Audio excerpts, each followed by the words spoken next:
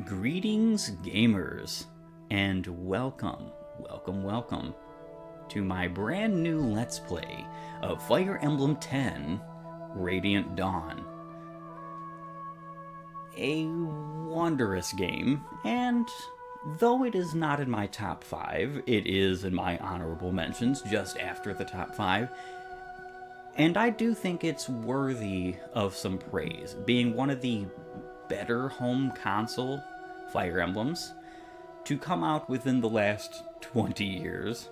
It's kind of funny to say that because obviously Thracia and Genealogy are home console games, and you have to admire some of the things that Intelligent Systems tried to do with Radiant Dawn, making some very fun choices, very different choices. Axes are the most dominant weapons in this game. Pretty awesome, in my humble opinion, as that's a change-up completely from most of the games in the series. There are very few games where axes or lances take the front seat, and having a game where axes do is pretty cool. Bows are also quite a bit more powerful in this game than in the typical entry, especially come late game. The issue is that obviously bows still have the issue of being 2 range, and they don't have a 1-2 range option again till late game. Now, with this wonderful Let's Play, I have decided that I am not going to be playing on the hardest of difficulties. The reason why that is because the hard mode of Radiant Dawn, in my humble opinion, is tedious. It is not fun. And the reason being is because you cannot even check the ranges of the enemy's movement and attacks. It is not possible.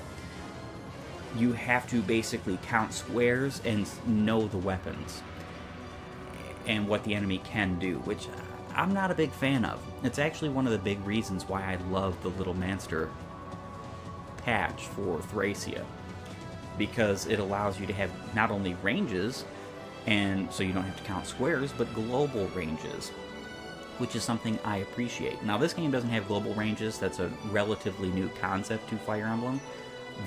I would hazard to say, unfortunately.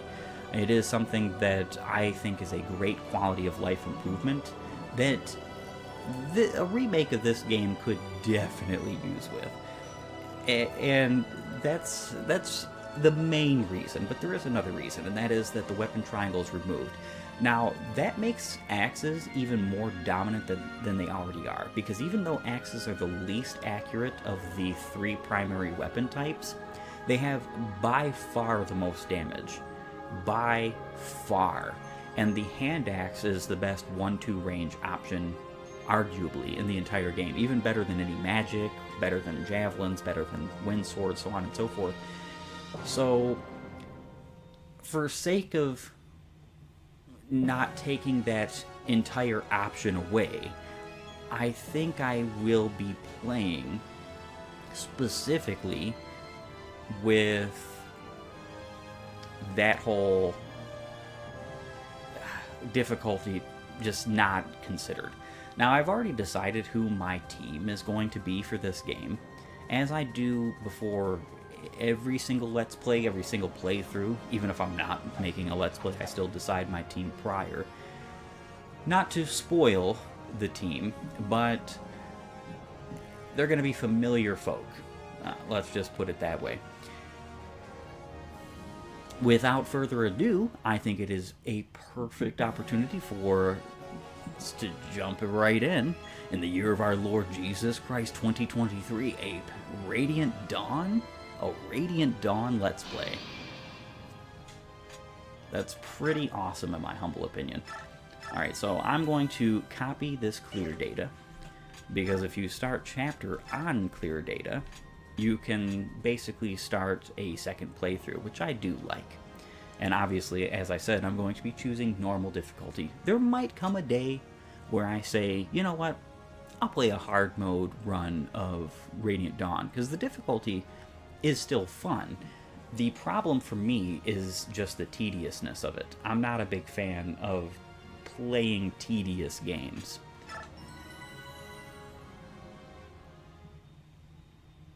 Part 1, Silver-Haired Maiden.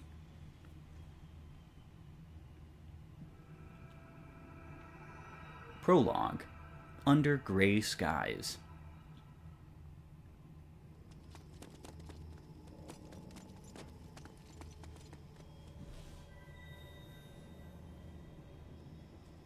Find anything? Not yet, sir. No. Someone's gotta be here. Keep looking. Sir.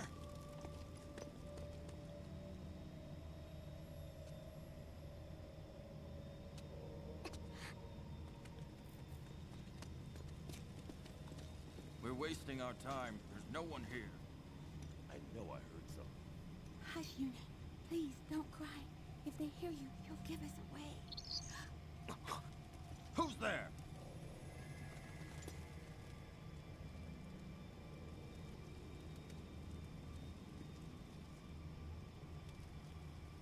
Is it the Dawn Brigade? No, it was just a bird.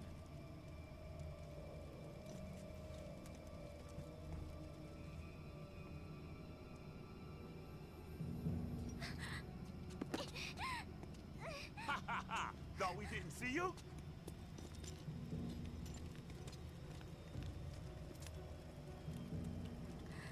Look, silver hair. If it's the fortune teller, we'll be heroes. Without her, the Dawn Brigade is nothing. Oh, the general's going to love this.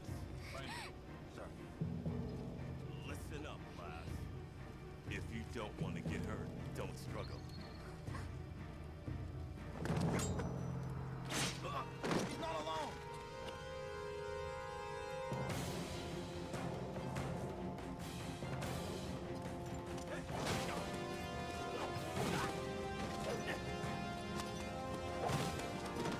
Slow.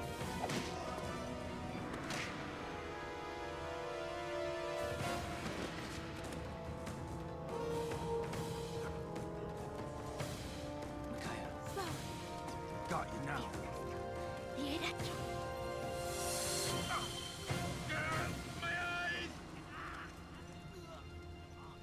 Good job, Micaiah.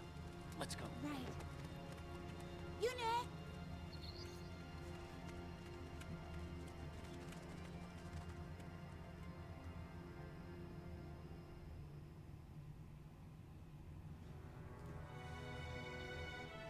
Navassa, the Dayan capital, a few days later.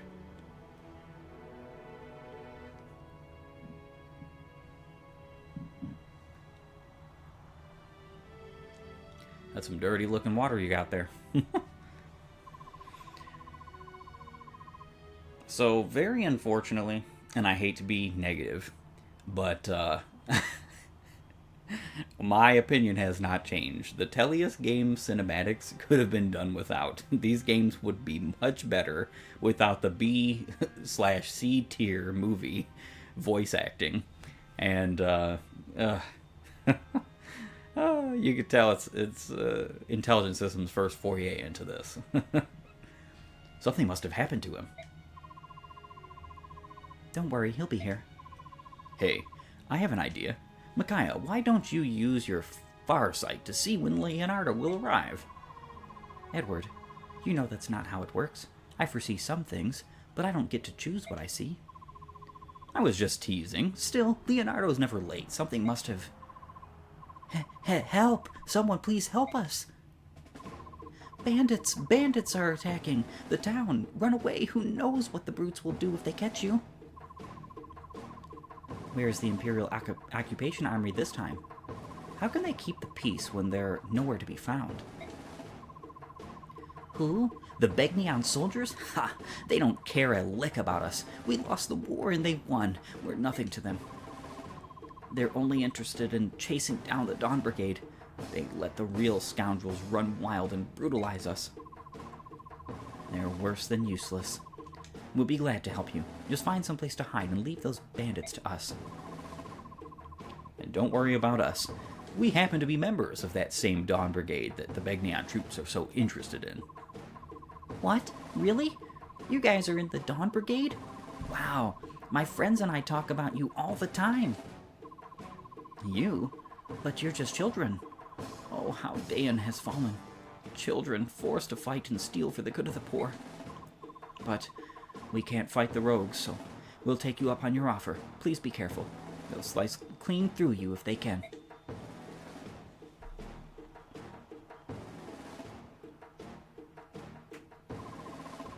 Listen up, you louts. This town is nothing but idiot kids and drooling graybeards. Steal everything you can. Yune, it's dangerous here. Go find someplace safe for now.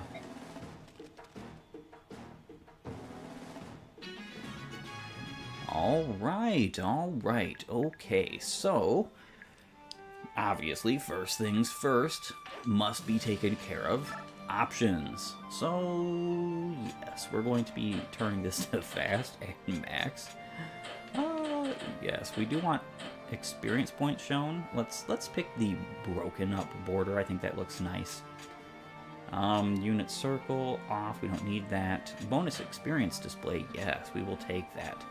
Rumble feature off. Get out of here. Surround, of course. That sounds very good. Grid thickness being that low is great. Now, also, as I am accustomed to doing, now this being my third Fire Emblem Let's Play where I am making note of this, map animations will be turned off.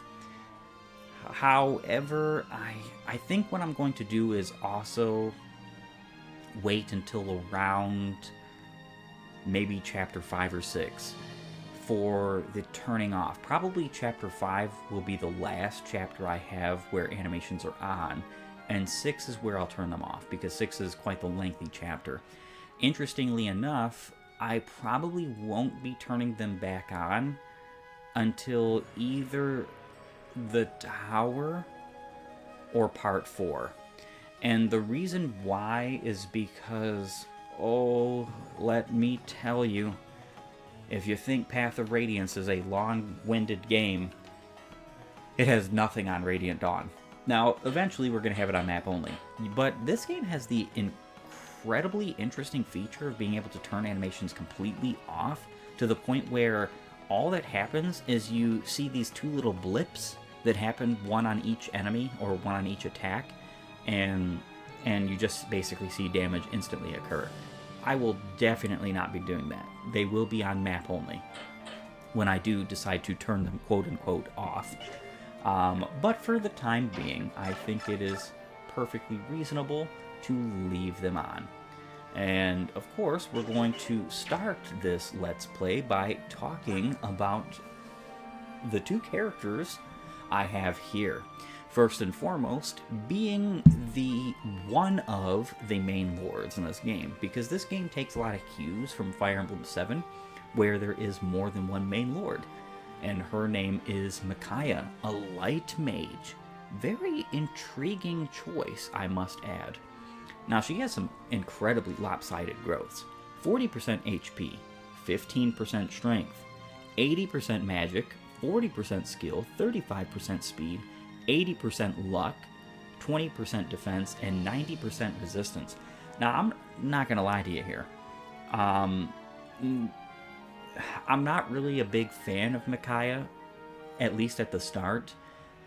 And really, there's only one weapon in this game that saves her combat, because magic in this game is probably at its weakest in the series, and that's very unfortunately true. Now, her growths are lopsided in such a way that there are times where you're not going to see very much growth in the speed and defense department, but there is a way around that with bonus experience points. Something you can't really partake in on hard difficulty, and no, that's not a reason why I chose not to have hard difficulty. However, the issue is that she is just not. There is a reason why Micaiah is probably bottom tier main lords in the series.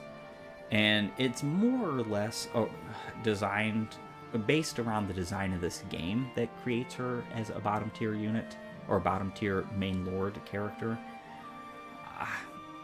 But also the fact is that though her growth make her an entirely a glass cannon, she is still good, just not as good as many of the other main lords in the franchise. Now, she comes with a D rank in light magic, which is unfortunate, especially because she belongs to the Dawn Brigade, whom have not the lowest amount of time on screen, but it's a close third, or a close second, I should say, to the lowest. Now, of course, this game continues the trend of being able to shove and smite and so on and so forth, because the Tellius games have those beautiful, wonderful repositioning qualities. I love them. She is a Bjork. That's kind of a lie, but we'll see why that is later. And she has one personal skill that cannot be taken off of her in the game, and it is Sacrifice. Uses units' own HP to restore allied units' HP and return status to normal. Shove grants the ability to push another unit one space. The target's weight may not exceed this unit's by more than 2. That is how it worked in the previous entry, Path of Radiance. That's how it works here, except in this game, you're actually alerted by what that limitation is. Now, this game shows you supports at what you get from them, as well as what you get from a bond support. Just like in Path of Radiance, bond supports give plus 10 crit as long as you are adjacent to whom you are bond supported by. And you'll also see things like Affiliation, Dawn Brigade, Authority, and who is the commander of such affiliation, as well as your bonds. And then, of course, Biorhythm. One of the least enjoyed mechanics of the Tellius games, especially of my own opinion. I don't really like it. Though in Radiant Dawn, it is far and away different than it is in Path of Radiance, because Path of Radiance, everybody just has the exact same biorhythm bar. They just individually start at different points. Now, that's not true at all in Radiant Dawn. Some have shorter bars, some have much taller bars, some have much quicker transitions between peaks and valleys.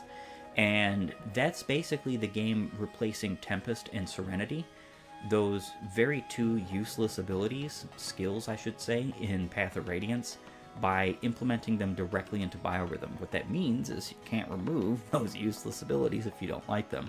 So some characters do have erratic biorhythms, and some characters have biorhythms that are almost utterly pointless.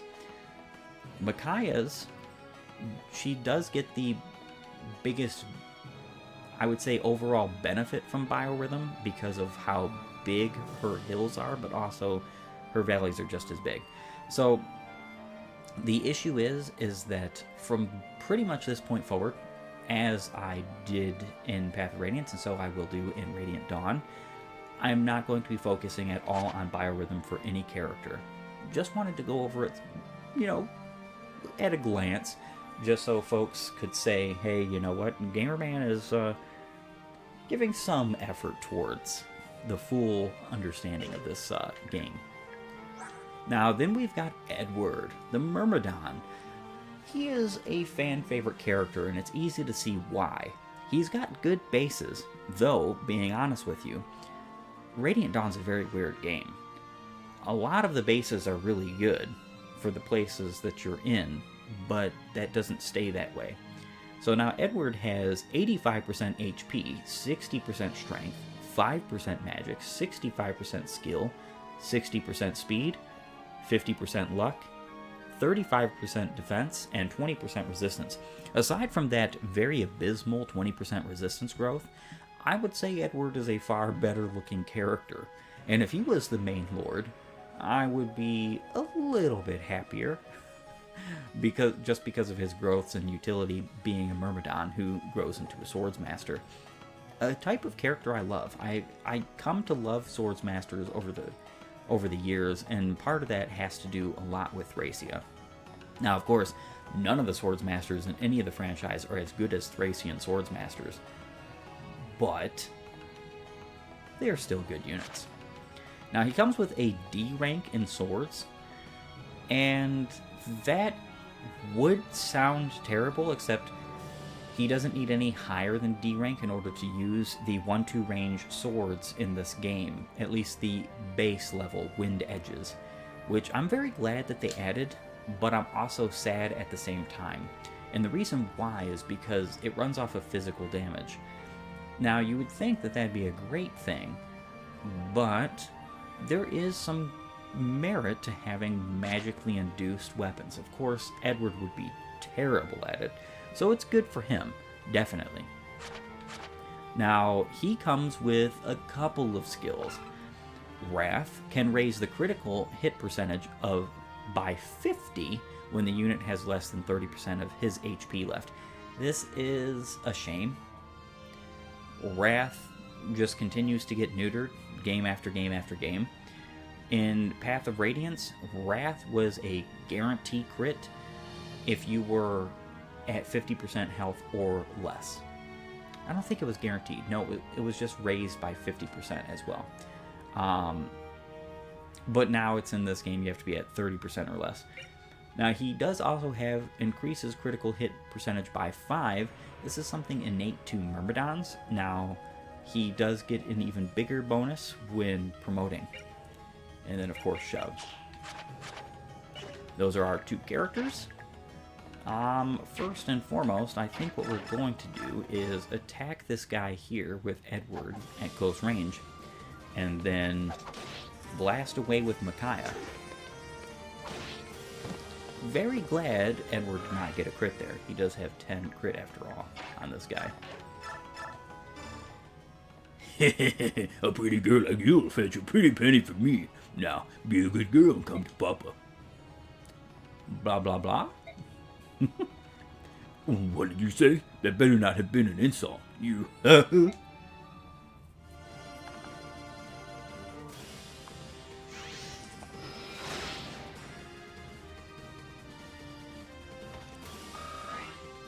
A decent amount of experience points. No matter the manner of man, the goddess judges with an even hand.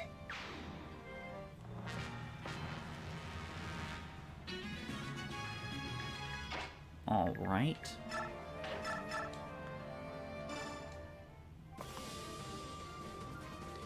A little bit of chip damage on this bandit. Who would have guessed that in a Fire Emblem game, the first enemies you're facing are bandits? This chapter is actually kind of a bit of a pain, playing on hard difficulty.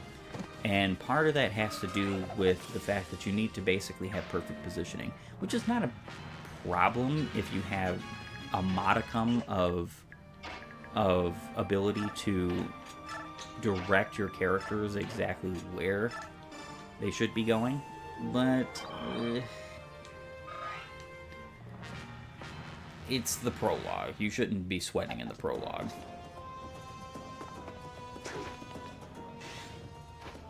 Very nice. Very nice. Didn't need the crit, but hey. One of the reasons why I used Sacrifice to heal up was specifically because Edward does like to crit in this chapter quite a lot. Having 10 crit at the start means that he is kind of apt to do it. Not all the time, but occasionally is more than enough.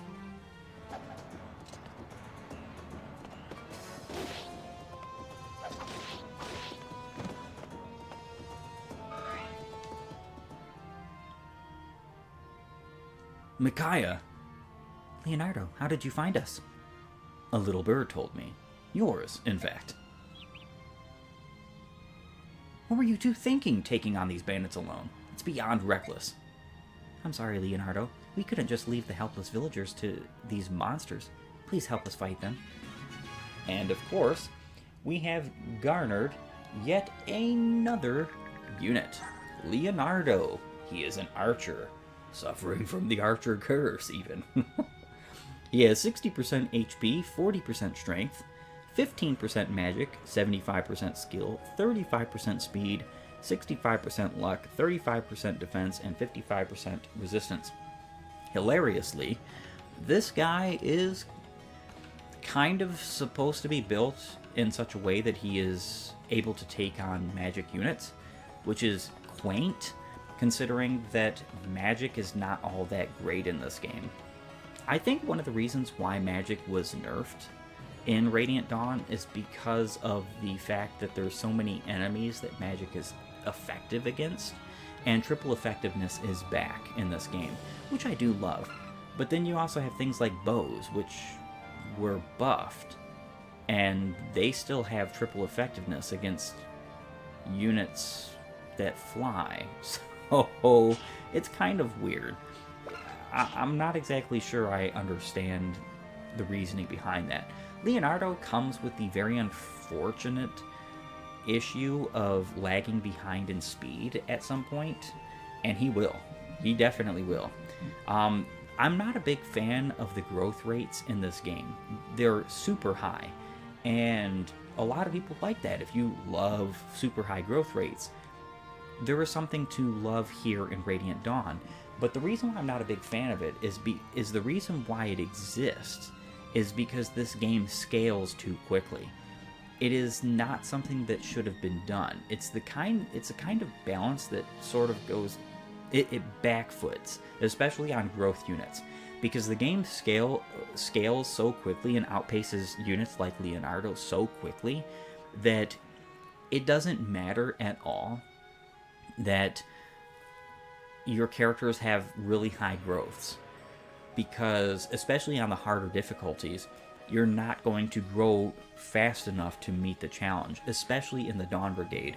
Oh, buddy, the Dawn Brigade have such a rough time later on in the game. Now, considering he also comes with a D in his own weapon rank, which is bows, it's kind of interesting. All three of our starter units have come with a D rank. And he has his own personal skill, Cancel. Can cancel an enemy's counterattack. This is probably one of the most silly personal skill choices for an archer you could possibly give in this game. I would have loved it if he had come with Adept. Especially because the way skills work in this game is totally different from pretty much every entry in the series. And that is that they can be removed and retaught to others. Now, the cool thing about having a personal skill like this, Cancel, is that it doesn't take up any capacity. Wrath is the same on Edward. Sacrifice is the same on Micaiah. Now, Micaiah's sacrifice cannot be removed, but as you see here, there is no lock icon next to Cancel. It can be removed and given to others. The problem is when you do that, you take up somebody else's capacity, which is not a big deal for me, because this is, again, like I said, a pointless skill for an archer. Alright, so moving forward, we are going to begin the attack.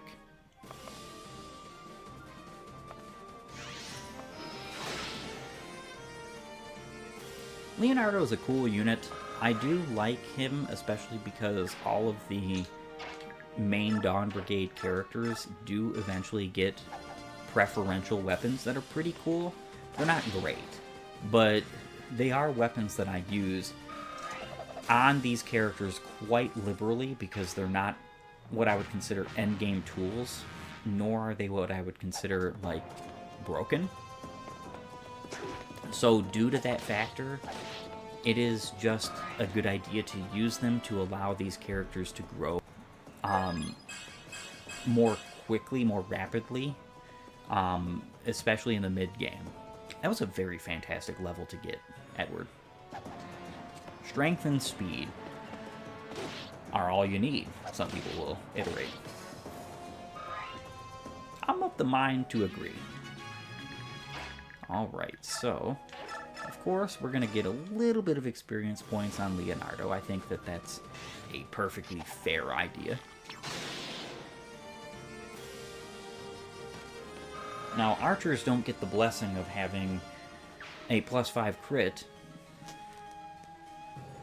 but that doesn't matter so much because they do upon later instances of the game, being promoted and such. So of course we're not attacking here with Leonard or Edward.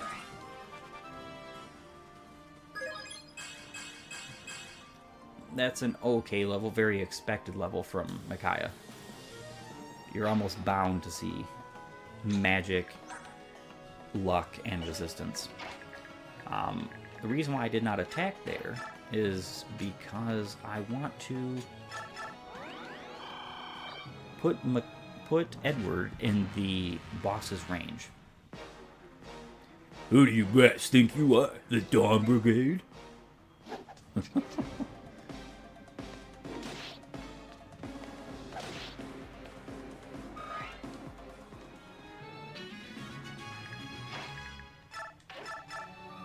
All right.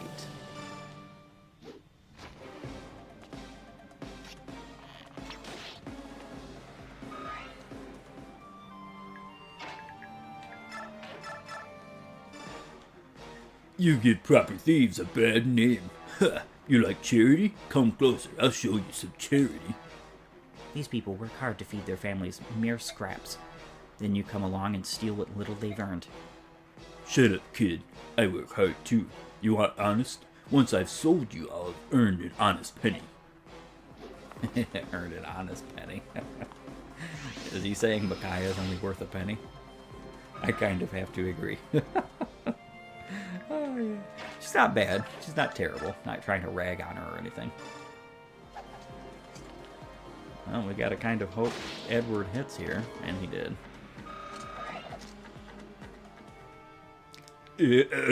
What just happened?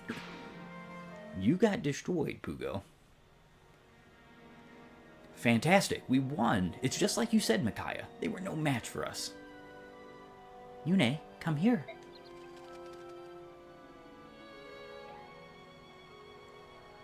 You did it. Yes, I did. We did it, in fact.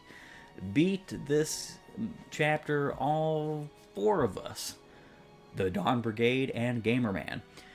But with that being said, I think this is a perfect opportunity to bid my farewells to you all. I want to thank you for joining me. If you like my content, please upvote and follow, or like and subscribe depending on your platform. And while you're at it, have a great and glorious day gaming.